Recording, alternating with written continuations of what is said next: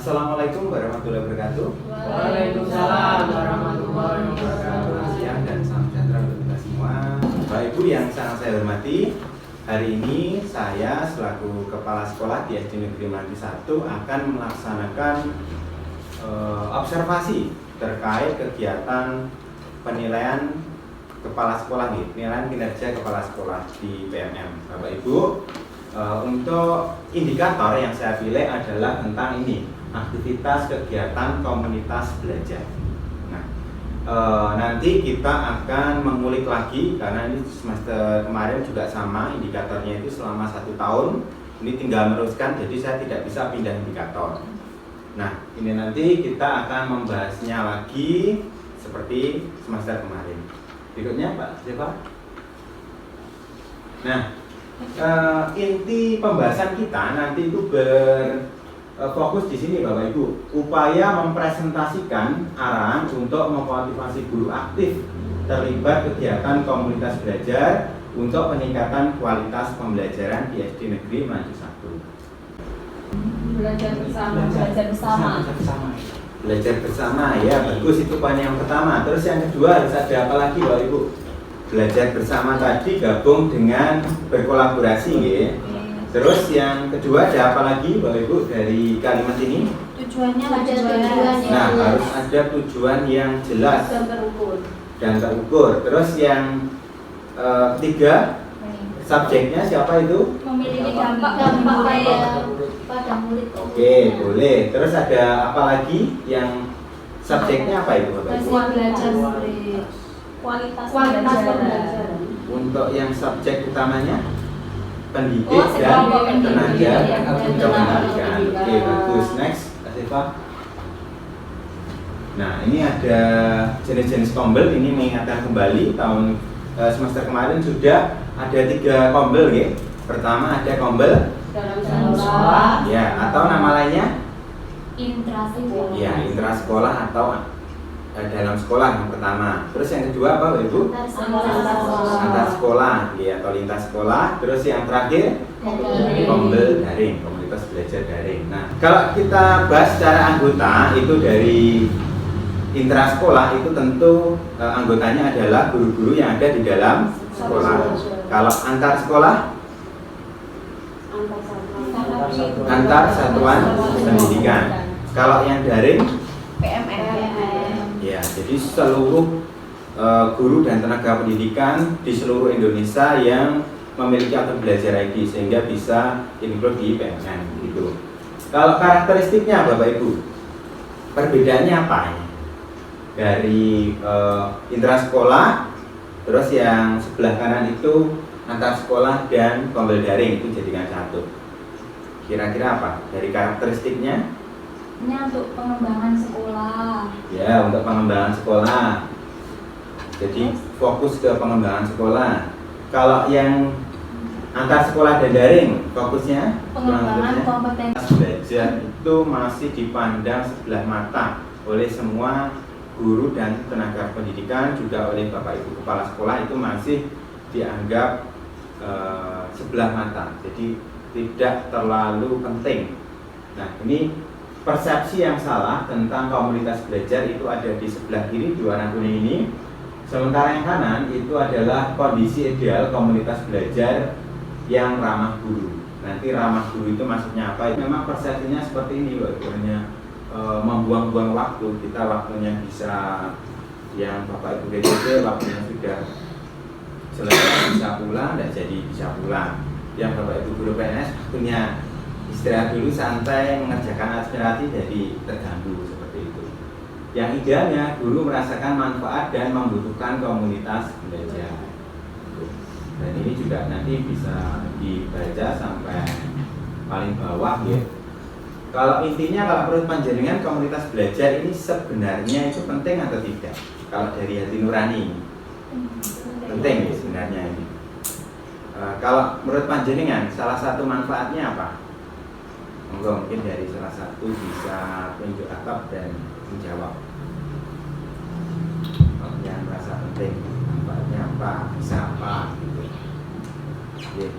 Monggo dari Bu Cahya, mungkin ini yang senyum-senyum dari tadi. kasih atas waktunya. Menurut saya pribadi, Kombel atau komunitas belajar itu sangat penting bagi kita, terutama para pendidik. Kita bisa sharing dengan teman.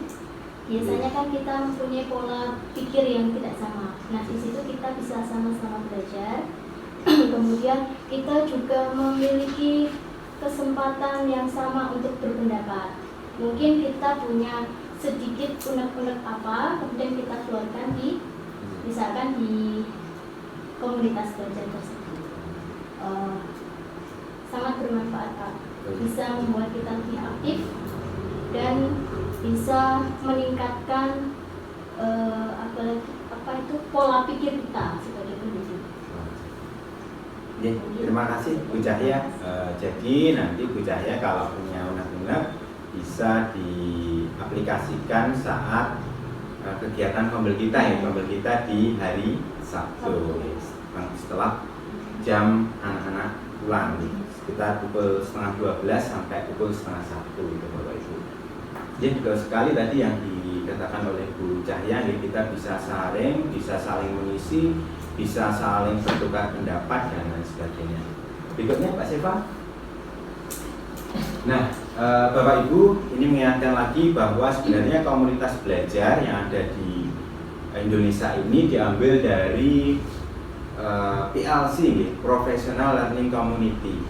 Jadi seperti kelompok kerja guru. Jadi ilmunya diambil dari situ. Itu sebenarnya ada 3 ide besar Bapak Ibu di dalam komunitas belajar itu. Yang pertama ada berfokus pada pembelajaran. Jadi apa-apa yang ada dalam komunitas itu yang dibahas harus pembelajaran. Seperti Bu Cahya itu sering kalau saya ke musola itu, kalau sudah di musola ya yang harus dibicarakan itu ya fokus ke musola. Jangan anak-anak itu fokus ke lihat TV, acara TV dan seperti itu.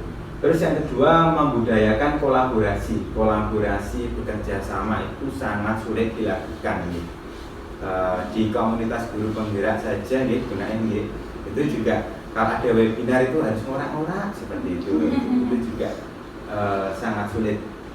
Dan juga tanggung jawab kolektif. Jadi kalau sudah nanti di komunitas belajar nanti dalam pembentukannya itu harus ada tim kecil Bapak Ibu. Kalau dari SD sini kemarin tim kecil saya buat Bu Naim. Nah, beliau juga sebagai guru penggerak. Nah, tim kecil kalau sudah membagi, ini nanti ya si A, guru A itu mengerjakan apa, si guru B mengerjakan apa, itu ya harus dikerjakan gitu. Harus ada tanggung jawab yang kolektif. Terus yang terakhir, yang ketiga adalah berorientasi pada hasil pembelajaran murid. Jadi endingnya itu harus kepada murid. Jadi untuk agar murid itu bahagia, agar murid itu sejahtera, well-being dalam dirimu murid. Berikutnya Pak Seva, next. Nah, ini kalau dijabarkan tadi, ini biar lebih memudahkan itu menggunakan 4 critical question ini. Berikutnya Pak Seva. Nah, ini ide besar yang kedua, kalau di seperti ini, kolaborasi itu juga menciptakan pemahaman bersama. Ini tadi yang dikatakan Bu Cahya tadi, pola pikirnya biar menyatu seperti itu. Terus berikutnya, Pak Seva, ini yang ide besar yang ketiga. Ini nanti kita juga membahas siklusnya, ada refleksi awal, terus refleksi awal ini dari datanya dari murid ya. Terus perencanaan ini nanti di tim kecil dan Bapak Ibu kepala sekolah, juga nanti rapat juga dengan Bapak Ibu guru, terus diimplementasikan. Setelah itu nanti dievaluasi. Next. Nah, ini tahapan dalam membentuk komunitas belajar. Kita alhamdulillah SD kita sudah melaksanakan ini. Yang pertama untuk tim kecil, kita juga sudah membuatkan SK Kombel. Terus telah data belajar murid ini dari apa saja Bapak Ibu. Untuk telah data murid ini kita mengambilnya sampelnya dari apa saja, data apa saja. Terus siapa yang masih ingat? untuk menelaah data murid itu dari mana? Dari rapat bisa tidak? Dari tes formatif, tes harian itu bisa. Terus apalagi PTS itu namanya apa? Tes sumatif. Terus dari rapot pendidikan bisa, rapot harian itu juga, rapot semesteran itu juga bisa. Terus yang ketiga, melakukan sosialisasi dan penguatan tentang pentingnya komunitas belajar. Ini kita juga sedang melakukan aktivitas nomor 3 ini, Bapak Ibu. Kita selain belajar bersama untuk memenuhi target PKKS, juga kita melakukan penguatan tentang pentingnya komunitas belajar. Yang keempat, memasukkan jam efektif guru di sekolah. Nah, jadi komunitas belajar itu sebenarnya boleh dimasukkan di intrakurikuler, jadi dimasukkan di jam pelajaran, gitu. Tapi nanti geser. Tapi kita di KPDIRI kemarin kalau ada jam yang di luar, kenapa kok harus di dalam seperti itu? Kan nanti juga sama saja seperti itu. Terus yang kelima, merealisasikan belajar bersama dan berbagi praktek ini yang paling penting, nomor 5 ini. Jadi kalau kita 1, 2, 3, 4, tapi kalau tidak ada prakteknya juga sama saja. Terus berikutnya Pak Siva.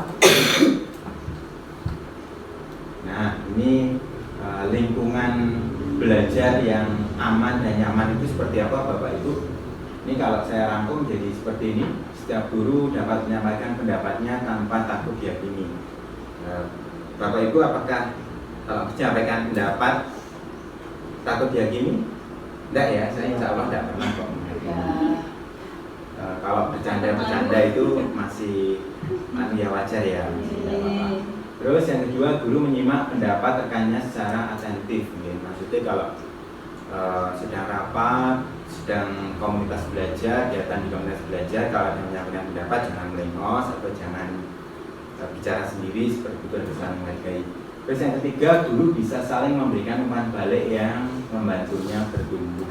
Jadi dalam artian meningkatkan kualitas pembelajarannya. Jadi ada tukar pendapat seperti itu. Next, Pak Siva. Nah, ini bagaimana mengembangkan komunitas belajar yang ramah guru. Nanti sudah saya singgung di slide berikutnya. Ini ada beberapa hal Bapak Ibu. Mungkin dari Bu Nadia bisa dibaca yang pertama itu apa, Bu Nadia? Melakukan penyamaan persepsi tentang pentingnya kombel dalam sekolah. Nah, ya ini tadi sudah kita samakan persepsinya. Terus yang kedua, saling mengingatkan komitmen bersama dan nilai-nilai yang telah disepakati. Itu ini dalam sekali ini nomor 2 ini. Terus yang ketiga, pembiasaan setiap guru menyampaikan pendapat tanpa takut dihakimi. Keempat, pembiasaan menyimak rekan guru yang sedang berbicara. Kelima, saling memberikan umpan balik secara santun. Terus yang keenam, memberikan ruang bagi guru untuk menyampaikan keresahannya dan mendiskusikan secara terbuka dengan anggota komunitas bagaimana aktivitas di komunitas belajar bisa lebih nyaman untuk guru. Jadi bukan hanya tentang murid, jadi kita juga harus nyaman sehingga komunitas itu setiap minggunya bisa melakukan aktivitasnya seperti itu. Kalau di kita fokusnya kemarin masih di apa, Bapak Ibu?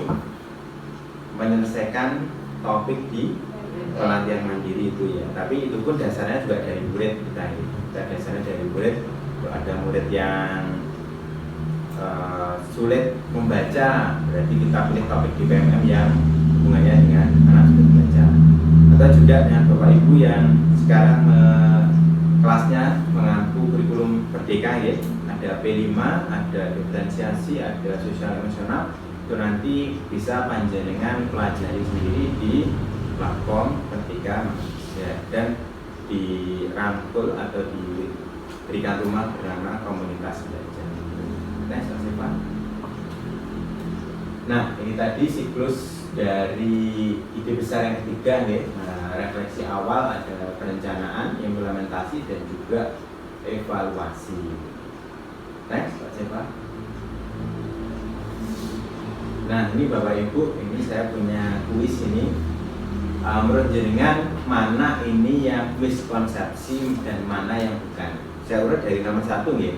Nomor 1 ini komunitas belajar dalam sekolah wajib terdaftar di platform Merdeka Mengajar.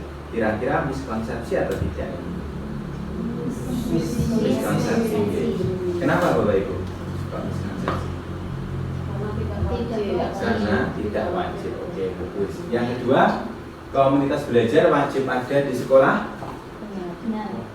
Benar ya, berarti bukan miskonsepsi. Karena kemarin walaupun harus dipaksa di oyak-oyak ya, kemarin jadi saya dan Pak Agus ke seluruh Korcam Pare ya, dari Kecamatan Pare, Puncu, Badas, terus Kepong dan juga Kandangan, ada 5 itu, yaitu intinya suruh membuat komunitas belajar. Dan ini juga ada link untuk refleksi yang ada di PM itu harusnya diisi setiap bulan oleh kepala sekolah yang bisa akses akunnya kepala sekolah. Jadi ada kemajuan atau tidak itu dipantau oleh Kemdikbudristek. Terus yang ketiga Bapak Ibu, komunitas belajar sama dengan pelatihan ataupun belajar bersama-sama tentang materi baru yang diperlukan guru. Miskonsepsi. Kenapa? Bu Cahya?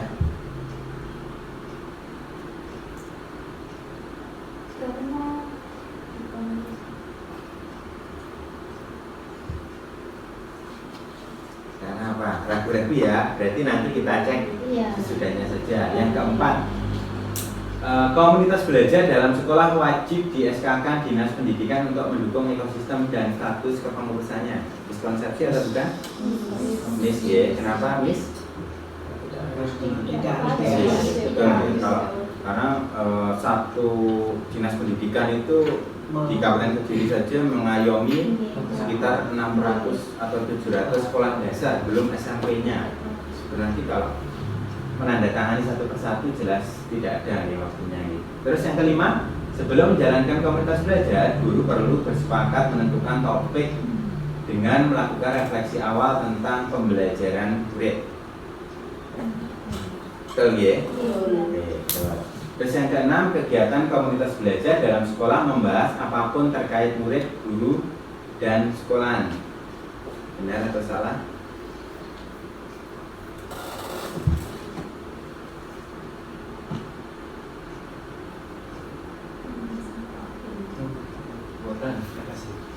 Boten nggih. Sepertinya tidak nggih. Nanti kita cek juga. Terus yang berikutnya nomor 6, kegiatan komunitas belajar dalam sekolah membahas sudah nggih. Yang ketujuh, PTK hanya dapat mengikuti satu komunitas belajar dalam sekolah. Miskonsepsi nggih. Boleh karena di guru SMA, di guru SMK itu selain ikut kombelnya sekolahan itu pasti ikut kombel MGMP mas, musyawarah guru mata pelajaran itu pasti ada. Di kombelnya pasti lebih dari satu. Terus yang nomor 8, dalam satu sekolah hanya terdapat satu komunitas belajar dalam sekolah yang diikuti oleh semua guru. Kebalikannya nomor 7 tadi. Tapi artinya sama, berarti miskonsepsi atau bukan? Miskonsepsi. Oke. Yang nomor 9 terakhir, komunitas belajar dalam sekolah dapat dibentuk dan dilakukan apabila sekolah memiliki guru penggerak atau penggerak komunitas.